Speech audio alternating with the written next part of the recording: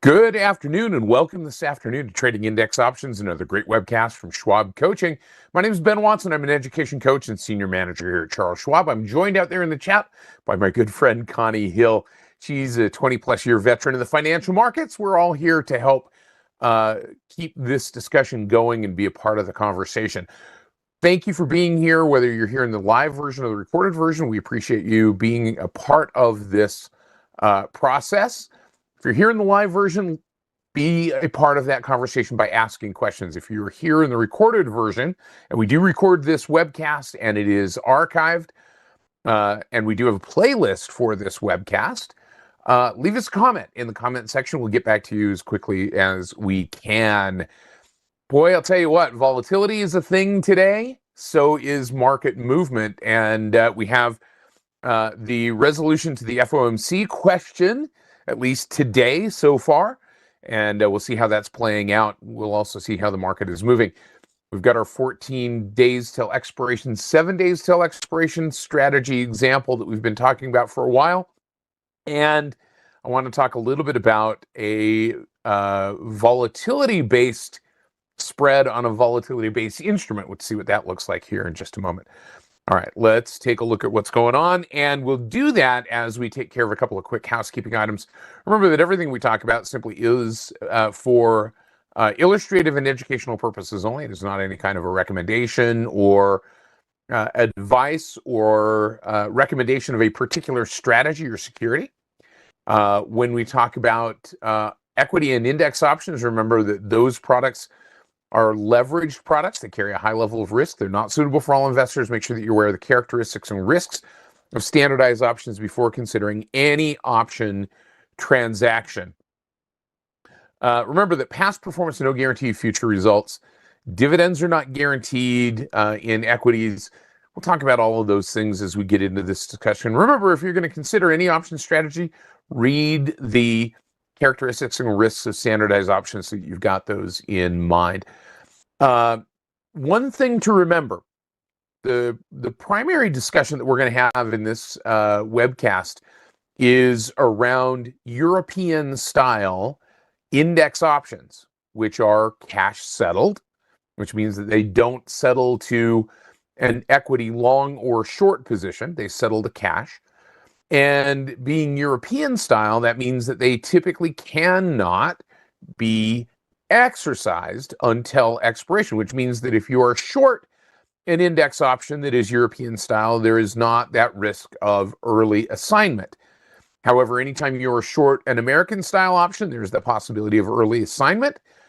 So keep that in mind as you maybe shift from trading equity options to index options or vice versa. Make sure you remember which one it is that you're doing and what those obligations are that you are creating.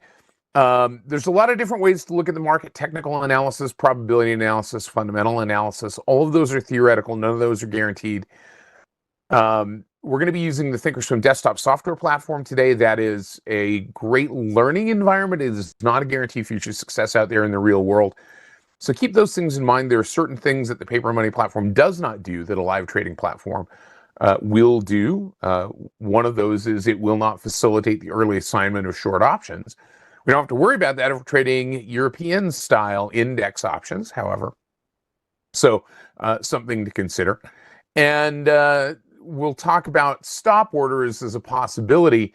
We don't typically tend to use those in this class, but it's just a good reminder that there's no guarantee that the execution of a stop order will be at or near a specific price. So let's jump into the discussion here. And again, my thanks to Connie Hill for helping to answer all of those questions. You guys are rocking and rolling with the questions already today. I'm trying to help answer some of those along the way.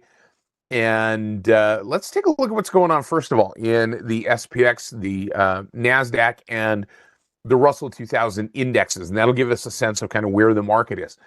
So today is an FOMC meeting date. So we get the FOMC announcement. We got it just a little over an hour ago. That announcement was that rates are remaining unchanged.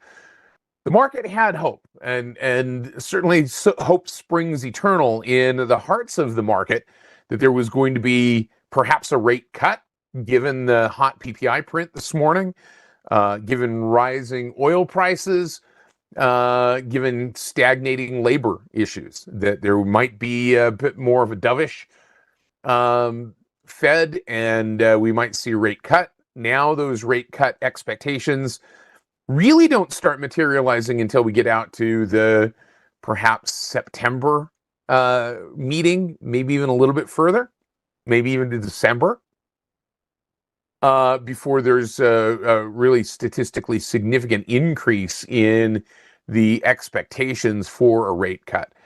All of that combined has tended to drag the SPX down a little bit here. And we can see, if we kind of zoom in over on the right-hand side, that we had a little bit of a gap down today into this trading period, and now down. Now up off of that low so far, but not by very much.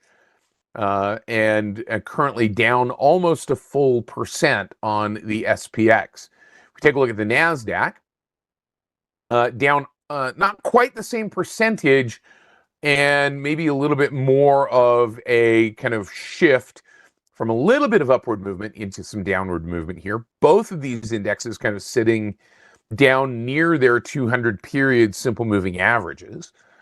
And then we take a look at the Russell 2000. The Russell 2000 not getting hit as much perhaps as might be expected. And so from that standpoint, the Russell kind of holding in there, down a little bit larger percentage than the other two, nevertheless a little bit higher low, at least at this point, if that creates a new low, than we see with the other two. So stronger downward move, but still yet a little bit more bullish. Now, those are the three broad market indexes. These are all cash settled indexes. I want to take a look really quickly, and I'm going to shift really quick to my VIX grid. And the VIX grid that I have here is just taking a look at the volatility index. And we had seen over the course of the last couple of weeks, the VIX rallying up strongly, in fact, notching that 35 mark. Now, that becomes talking about the VIX when it comes to index options. Well, because talking about the VIX when it comes to index options. Well, because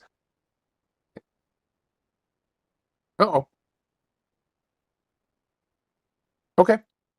All right. So it looks like we lost video here for just a second. So I want to come back. We're going to talk a little bit about this move in the VIX, the big spike to the upside, and then that bleed off. And typically VIX tends to bleed off quickly. So now the question is, well, why are we talking about the VIX when it comes to trading index options? Two reasons. One, the VIX in and of itself, its methodology and its purpose is to measure implied volatility of SPX index options. So it is an index that tracks that inflation or deflation of those prices in SPX, S&P 500 index options. But it is an index in and of itself, and it has options on the index. So kind of an interesting relationship. We've talked a little bit about this in a couple of different circumstances. So when VIX expands, it's typically a panic response, and then we see it bleed off very, very quickly. And we saw that last Tuesday. That VIX bled off very, very quickly, rallied back up, touched this 28, 29 mark or so, and then fell back down right to its moving average. The moving average that I have on here is a 30-period moving average. That seems to be acting as if like a level of support. Now, it is not necessarily that, because the VIX is not a tradable instrument in and of itself. So when it comes down to a particular average, it is simply because that is mean. This is a mean reverting instrument. It tends to come back to its average, not because that's a level at which buyers are stepping in and buying because they can't buy the VIX. What pushes the VIX is buying pressure or expanding prices in the S&P 500 SPX index options, which we also have traded in this particular webcast as an example. But today we see the VIX coming back down to this 21 mark and then rallying back up. So rallying up off of that 30-period moving average. So we have an expanding VIX. And this VIX has expanded pretty quickly, not only this morning with the hot PPI print, but also with the FOMC announcement. If we were to put this on a 5-day, 5-minute chart, or even a 1-day, 1-minute chart, I'm going to go to a 5-day, 5-minute chart. We can see that right after the announcement, this was the noon Mountain Time, so that's when we had the announcement. That's where I'm at, which is why my platform is being set to Mountain Time. But we see that rally up in volatility, essentially in the VIX, in those VIX candles. Now, again, not a tradable instrument, just reflective of prices of the SPX. So we start to see that kind of a little bit of a panic, if you will, setting back in and spiking a little bit higher here in the very short term. So coming up off of that announcement. Now, pre-market, that VIX was already up a little bit as well. Now we start to see that VIX still climbing and still moving a little bit higher here. Now we go back. I'm going to put this on a 1-year, 1-day chart again, and you can kind of see where that VIX index is at the moment, about the 2366 level. By the way, speaking of volatility, we've got a feedback survey here in the chat. If you wouldn't mind, at some point in this webcast, taking the opportunity to click on that feedback survey link. Let us know what you think. Help us to make these webcasts better for you. I know we've got a number of new folks here in the webcast. These surveys happen on a random basis, so they just pop in there. And thank you to Connie for putting that up on top of the list. I appreciate that, and pinning that up to the top of the page. All right. Cool. All right. So thank you. Looks like I was out of that chat for just a second. So thank you, Connie, for answering a bunch of those questions along the way. Okay. So here's what we had in this particular instrument. We had a long call vertical spread on the VIX on this particular index. We bought that spread, and our intent was to sell it when it became more expensive. So I want to go back to the monitor tab, because there are really two things that I want to pay attention to here. One is the fact that this VIX spiked up here to this 33, 34, 35 range last Tuesday. And two is the fact that VIX was low, it started low, and is rallying higher. So let's go back over here to the monitor tab, and let's talk about this particular trade. And I'm in my monitor tab, I'm in my index options group. And here's the vertical spread that we created. And we created this a couple of weeks ago. And the intent was to trade VIX directionally. The intent also was to benefit from an expansion in volatility on the VIX. So the VIX has its own VIX. It has its own level of volatility. We refer to it as the VVIX, the volatility of the VIX. And an expansion of that works in our favor. Now, this was a $2 wide vertical spread. And that $2 wide vertical spread, meaning we have the right to buy, or we have in this case, because it's an index option, it's cash settled, we have the right to the cash at 20, VIX 20, and we have the obligation to deliver that cash at VIX 22. And so if it goes higher than that level, we've got a fixed gain that we can make in the trade. If it goes below that, the theoretical loss in this trade is what we paid for this trade. So what we paid for this trade when we started it was 69 cents. Now, think about this. I just want to do this math really quickly here.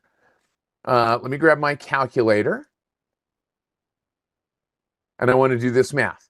So $2 wide spread minus the 69 cents that we paid for that trade means that the most that this spread theoretically could do for us, the greatest amount of theoretical gain that we could make in this particular spread would be $1.31.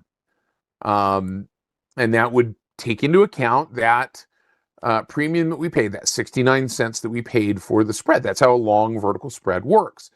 What we paid for the spread is our max loss, and what we could sell that spread for, its max width minus the amount that we paid, is our max theoretical gain. So max theoretical gain on this spread would have been $1.31. Now, I want to tell you, and I don't have this and I can't really show it, but last Tuesday, the 10th, when this VIX spiked to 35, when we saw the VIX up in that 35 handle, I opened this up. I was in Florida doing a branch visit. Some of you may very well have been there. And I opened up this VIX spread that we had. And this VIX spread, which is $2 wide, I just want to remind you of that. This is a $2 wide vertical spread. So theoretically, the most that this spread should trade for is $2. This vertical spread was trading for over $5. And you think, well, wow, how could that happen? How could a spread that's $2 wide trade for over $5? Well, remember, this is the VIX.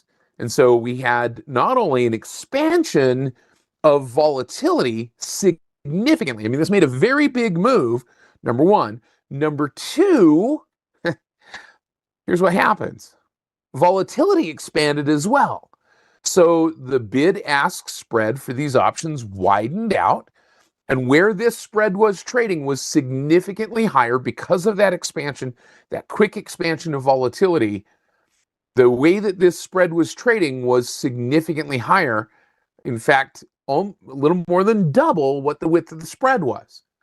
That didn't last very long. Very, very quickly, that came right back down, and it was trading at about $1.30, which is the max theoretical gain on the trade. Now, I saw it kind of after the fact, after that was moving, and wasn't able to take the trade off. Very unlikely, perhaps, that I would have been able to get filled at that width above that trade above the width of the spread. And that's so Ted, that's the question. Could I have theoretically gotten the fill better than that? Probably not, because that arb would have been absorbed, or that arbitrage opportunity would have been absorbed very, very quickly by market makers. So it's very unlikely that I would have gotten filled at that point. It was just interesting to see that it traded at that width. Now, two things that I want to make note of here. One, that doesn't happen very often, and it happens in this as a volatility instrument, perhaps more so than other scenarios. But number two, that is also an illustration of why oftentimes we talk about the idea of not on a risk-defined trade, like a long vertical spread, not putting a stop loss on that trade. Because could it trade at wider than that and trigger your stop order and then go back to doing exactly what it was expected to do? Yes. Yes, it could. Now, here's the thing. I want you to notice something here. Thank you, Xenophon. I'll talk about that too. So here's the trade that we had on, and I didn't take the trade off, and I got busy doing other things, like a big workshop that we did in Atlanta, and I had other branch visits and travel and so forth. So I kind of left this on here, and sometimes that'll happen. And I don't know about you, but I've on occasion left trades just sitting there, come what may. And here's what we had. This option, this vertical spread expires basically on the 18th of March. That's today. But remember, this is an AM settled index. So this spread stopped trading yesterday at the close of the market. It settles at the special opening quotation, or the value of index options on the SPX, this morning, once those start trading. So that special opening quotation may be different than what the VIX is printing as an index. So I wanted to just talk a little bit about, if we're going to trade these VIX spreads that are AM settled, one of the things we ought to be able to find out, or ought to be able to pay attention to, is what that settlement is, what that settlement value is. So because these VIX options stop trading on Tuesday, but settle on Wednesday mornings, special opening quotation, that's tracked in an index. So I want to do this really quickly before we kind of talk about the resolution of this trade. So I want to go over here to the charts tab, and I'm going to put this on my, you know what I'm going to do? I'm actually going to add a third or a fourth block to this VIX grid. And I'm going to put this in here, VRO, because I want to make this its own kind of window here. So thanks for sticking with me on this. All right. So I'm going to maximize this cell so that we can see this. This is VRO. I'm going to change the style on this to my single grid style so that we can see it. But I'm also going to change the chart style from candle to line. And the reason I'm going to change this to line, this is the VRO. This is the VIX Options Settlement Index. Now, this might be a symbol. And again, this is not a tradable symbol. This is not a tradable index. And as a matter of fact, I don't think that the VRO, let's just see, VRO does not have options. So the last settlement price for the VRO was 22.89. So if we look at the chart, we can see what that is. So each one of these prices that's plotted here is a Wednesday morning plot of that special opening quotation for SPX options, which gives us the VRO, which is the settlement value that's used to settle VIX index options. Got all that? Clear relationship, right? Yeah? Okay. So I'm going to save this in my VIX grid, and then I'll send it out to you so that you've got it. But you can see what that is. And you know what I'm going to do on this particular chart is I'm going to show the last price bubble here.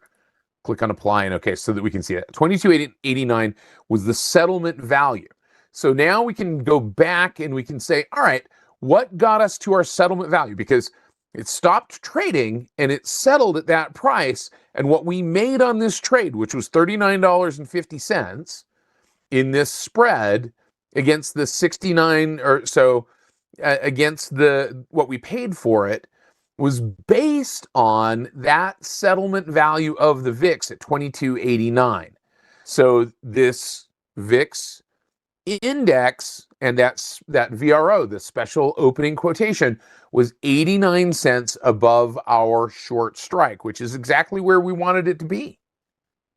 That's kind of cool. I kind of like seeing that. So I'm going to go back to my chart. I'm going to save this as my VIX grid. And I'm going to share this with you so that you've got that as well. And again, this is simply for illustrative and educational purposes only. These are not, shared items are not guaranteed as to time or accuracy, but it's important that you have that information. So I wanted to send that out to you so that you've got that. Okay. All right. So Koala says, I took the trade off, made money on it. The VIX can be applicable for SPX trade instead of waiting. Yeah, I mean, the VIX is going to move. I mean, this is kind of like, look, I've said this before, that trading these VIX options is a little bit like a seal, the animal, balancing on a beach ball, spinning a plate on his nose with another seal on top of it on the plate, balancing a beach ball on his nose. And so that kind of weird juxtaposition relationship is kind of what's at play here. So it's important to remember that there's not a direct linkage. It is, one driving the other, but it's kind of an odd linkage here. So I wanted to kind of keep that in mind. So that's going to settle. It hasn't settled. I mean, it's settled, hasn't cleared this yet. That's why you get that -1 flag in the days to go until expiration. Now, here's the other thing to think about. We also have this long call buyers, if you will, on April 1st, which means that it stops trading on Tuesday, March 31st, at the end of that market, and then it settles at whatever the VRO is for April 1st. Right now, we're up about 82% in this, right? In terms of that gain. We bought the option for $2.55. We could sell it right now, theoretically, for $4.66. So that's a pretty decent gain in that particular trade. But knowing that the VIX tends to be mean reverting, that we get a big spike in the VIX, and that tends to be met by a quick decrease. If the VIX were to spike, could we turn this into either a long vertical spread or a long diagonal spread on this VIX option? So let's go back here to the monitor tab. So we've got 13 days to go until expiration. In the meantime, we go to the VIX on the trade tab. We've got one more expiration next week that we could perhaps harvest a little bit of premium and give ourselves an opportunity perhaps to gain a little bit more on this particular trade. Okay, so now we could look at this. So we are long the 20 strike. That's deep in the money, right? That's the one that we're deep in the money. We're long this one right here, this 1 April expiration. That's deep in the money on that VIX option. It's got a delta of about 97 cents. So it's moving about a dollar for dollar. If we think about that relationship, it's moving at about 97 cents per dollar move in the VIX, or point move in the VIX, if you will, because it's not a dollar index. So we could harvest a little bit of premium. Let's see what we could harvest if we were to say, fine, where did the VIX go to? If the VIX were to go up, say, for instance, to that 28 level, just back up to that level that it's touched and fallen from once and twice and 3 times, and it popped up above at that time, but it typically it seems to be falling from that 28 level. So if we were to come in and we were to sell the 28 option, that 28 call option on the VIX, expiring in 6 days, that could help us to harvest a little bit more premium here. We've now turned this into a vertical spread. We've turned it into a 7-point wide or an 8-point wide vertical spread. So we've already made $4 in the trade. We're just turning this into a long call diagonal spread.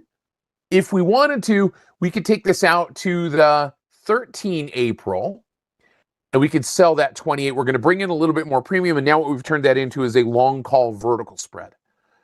So I think I want to do this with the 6 days to go until expiration. We'll sell the 28 strike, and we'll see if we can do this again. So that gives us one more rolling opportunity. So what I'm going to do is I'm going to click on that 28 strike call option, and we're creating a diagonal spread because this expiration is shorter than the one we are currently long. So this would just be like trading or creating a long call diagonal spread where our long leg has a longer expiration than our short leg. I'm going to click on confirm and send. We're going to put this in our index options group. And we're going to read through this. We're going to bring in an additional $95 theoretically on this trade, and we're going to send that order off. And that filled for us. So now what we can do is we can come back here to our monitor tab. And now essentially here is our 2028 long call vertical spread on the VIX. We brought in a little bit more premium, and an increase in implied volatility is going to benefit our long leg. But an increase in implied volatility on the VIX, an increase in the VVIX, is also going to work a little bit against us on that short 28 call. So this is going to be a delicate balance. We'll see what happens. I think this is kind of an interesting way to approach this. This is kind of a deep in the money. We don't have a lot of leverage in that because it is so deep in the money, so it's not getting much of a mechanical advantage when it comes to the delta there, but it is trading fairly one-to-one with that movement. So that might be an interesting expression of what might happen here with the VIX. If the VIX comes back down, we brought in a little bit of premium that may offset some loss, maybe about almost $1 of loss in the value of that long call if the VIX does come back in a little bit. Because it's very likely that this was trading more than $4.63 just a couple of days ago. All right, so let's do this. Let's go back to the chart and let's take a look. Let's go back to our index option grid. And the other trade that I want to look at here really quickly is our SPX index option short vertical spread. So trading directionally. We've been doing this for a little over a year now, selling at 14 days to go until expiration, buying back at 7 days to go until expiration, come what may. So we're going to go back to the monitor tab and we're going to open up our index options weekly group. And here's where we are. $2.40 is what we brought in for the last vertical spread that we sold. And it's now currently trading at $2.80, bouncing between $2.80 and $3 as implied volatility is going up. That's working against us here. So we're going to try to work this out. We're going to close this down. Now we might say, well, why would we close this down? We're taking a loss here. Why don't we give it a little bit of time? Because remember, our rules in this particular case are we sell it at 14 and we buy it back at 7, come what may. So I'm going to right click. We're going to create a closing order and we're going to try to buy this back inside that $3 amount a little bit. We're going to try to work it. Now, remember, we're in paper money here. So this is very likely going to fill at or near the midpoint. So I'm going to try to work that down just a little bit as this moves up. I'm going to try to work that to 285 and try to close this down. And we'll see if we get lucky in that moving down just a little bit and closing that trade down. Now we're taking a small loss in this trade.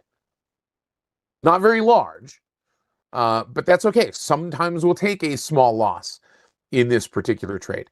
The reason we sell at 14 and buy back at 7 is to capture the rate of time decay on a far out of the money option. We've talked about it. In fact, 2 weeks ago, we got it for 280, even better. We talked about this 2 weeks ago in terms of the math around long vertical spreads or short options and time decay far out of the money. So if you want to go back and review that, we'll talk more about that as we go along. But I want to do now, I want to go to our expiration date. So the next one is the 1st of April. Of course, it's going to be April Fool's Day, all right? So we're going to go to our chart.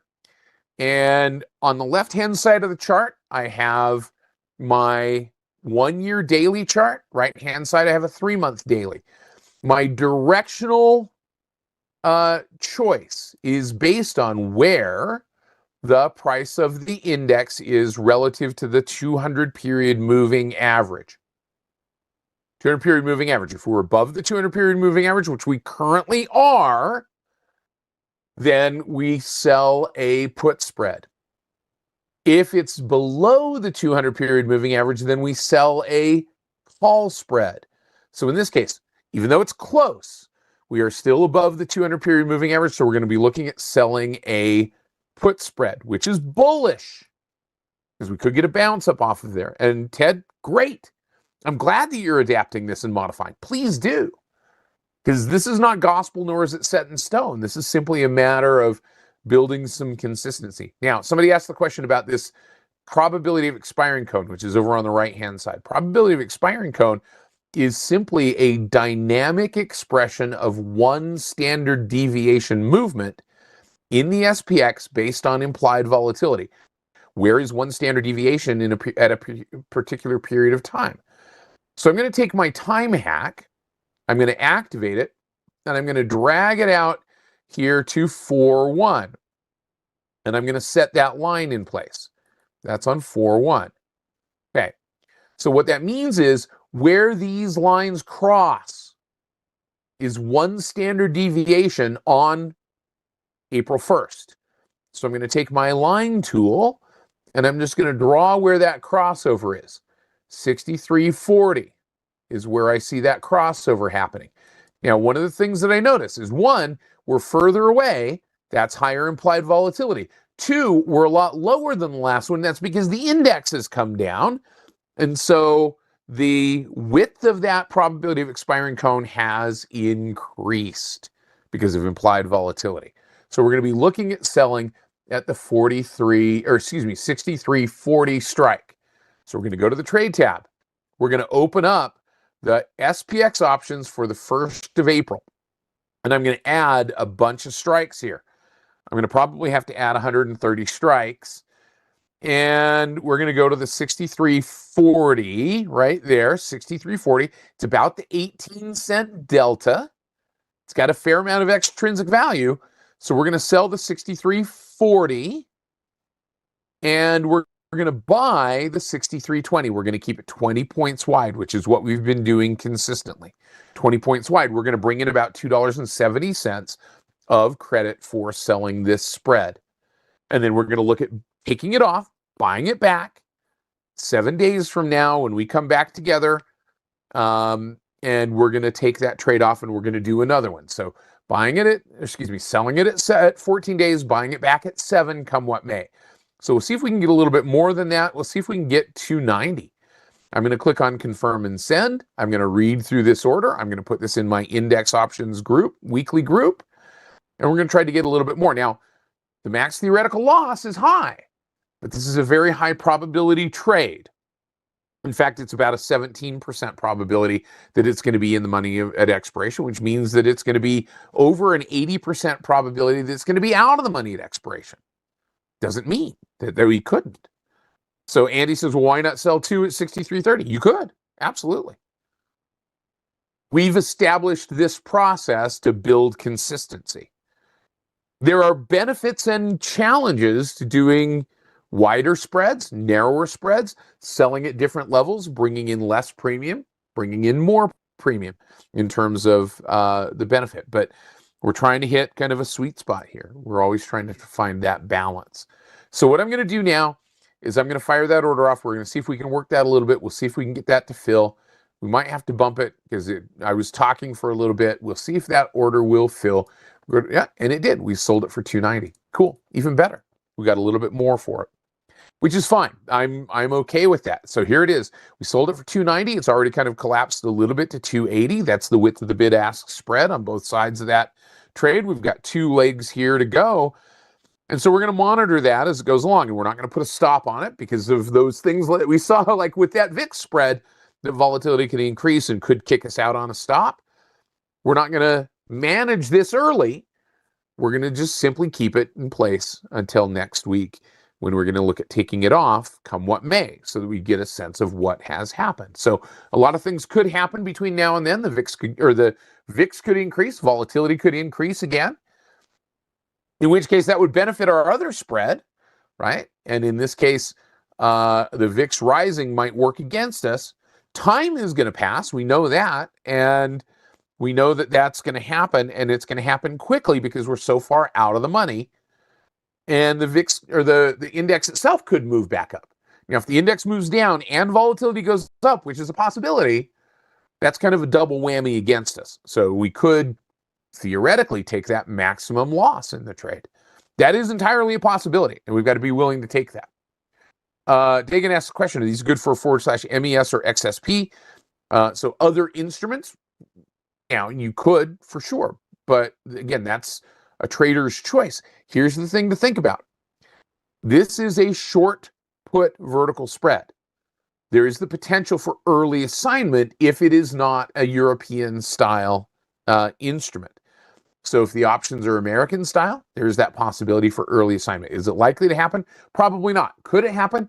If you're near the at-the-money strike, yeah, it's a higher probability. You're closer to expiration, yeah, it's a higher probability.